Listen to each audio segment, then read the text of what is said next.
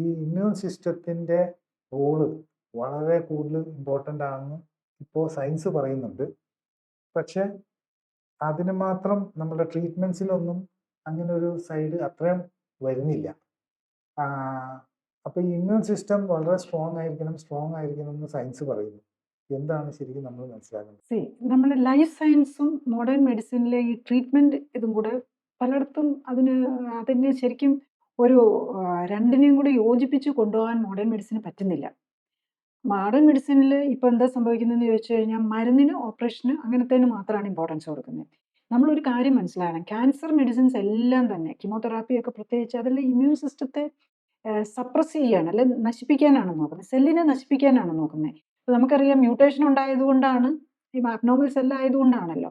അപ്പം നമ്മളുടെ ഈ സെൽ ഡിവിഷനെയാണ് ബ്ലോക്ക് ചെയ്യാനായിട്ടാണ് എല്ലാ മരുന്നുകളും വർക്ക് ചെയ്യുന്നത്. സെൽ ഡിവിഷനിൽ പ്രോബ്ലം ഉണ്ടാക്കി ഈ ഫാസ്റ്റ് ഡിവൈഡിങ് സെൽസിനെ, അതായത് ക്യാൻസർ സെല്ലിൻ്റെ ഒരു പ്രത്യേകതയാണ് ഫാസ്റ്റ് ഡിവൈഡിങ്, അതിനെ നശിപ്പിക്കുക എന്നുള്ളതാണ് നമ്മളെപ്പോഴും ഫോക്കസ് ചെയ്യുന്ന ട്രീറ്റ്മെൻറ്റ്. ക്യാൻസർ ബാധിച്ച് എടുത്തു കളയുക, ഈ എടുത്തു കളയുന്നതിനൊപ്പം അതിൻ്റെ കൂടെയുള്ള ഇമ്മ്യൂൺ സിസ്റ്റത്തെ എടുത്തു കളയുക. അപ്പോൾ അതാണല്ലോ. അപ്പം ലിംഫ് നോഡ്സിലേക്ക് വന്നിട്ടുണ്ടോ എന്ന് നോക്കി റാഡിക്കൽ സർജറിയിൽ എപ്പോഴും ലിംഫ് നോഡ്സിനെയും കൂടി എടുത്തു കളയുക. അവരൊക്കെയാണ് നമ്മുടെ ഇമ്മ്യൂൺ സിസ്റ്റത്തിൻ്റെ ആൾക്കാർ.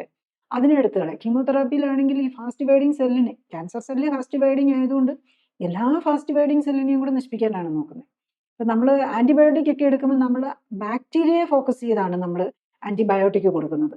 അപ്പോൾ നോർമൽ സെല്ലിനെ അത്രയ്ക്ക് മാത്രം അഫക്റ്റ് ചെയ്യില്ല. നമ്മളുടെ ബോഡിയിലുള്ള ഹെൽപ്ഫുൾ ബാക്ടീരിയയും കൂടെ കുറച്ച് നശിച്ചു പോയാലും നമ്മളുടെ സെല്ലിനെ അത്രയധികം ബാധിക്കുകയില്ല. പക്ഷെ കുറച്ചൊക്കെ ബാധിക്കും. അങ്ങനെ വരുമ്പോഴാണ് ചിലപ്പം ലിവർ ഫെയിലിയറും കിഡ്നി ഫെയിലിയറും ഒക്കെ കയറി വരുന്നത്, ലിവറോ കിഡ്നിയോ സെൽസിനെയൊക്കെ ബാധിക്കുമ്പോൾ.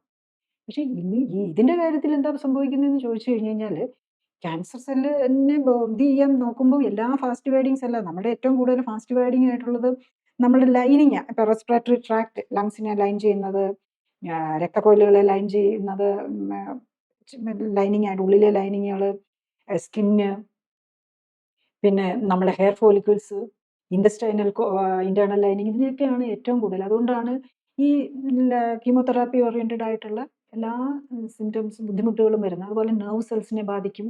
ഈവൻ റേഡിയേഷൻ ആണെങ്കിലും നമ്മുടെ പെൽവിക് നെർവ്സിനെ ബാധിക്കും. അതൊക്കെയാണ് ഈ പ്രോസ്റ്റേറ്റ് ക്യാൻസറുമായിട്ട് സംബന്ധിച്ച് റേഡിയേഷൻ കഴിച്ചു കഴിഞ്ഞാലും പലപ്പോഴും ഈവൻ വർഷങ്ങൾക്ക് ശേഷം പോലും, നമുക്ക് 8-10 വർഷം കഴിഞ്ഞ് പോലും ന്യൂറോളജിക്കൽ ഡാമേജ് മാനിഫെസ്റ്റ് ചെയ്യാം എന്നുള്ളതാണ്. കൂടുതൽ അറിയാൻ ലിങ്ക് ക്ലിക്ക് ചെയ്യുക. കൂടുതൽ വീഡിയോകൾക്കായി സബ്സ്ക്രൈബ് ബട്ടൺ അമർത്തുക.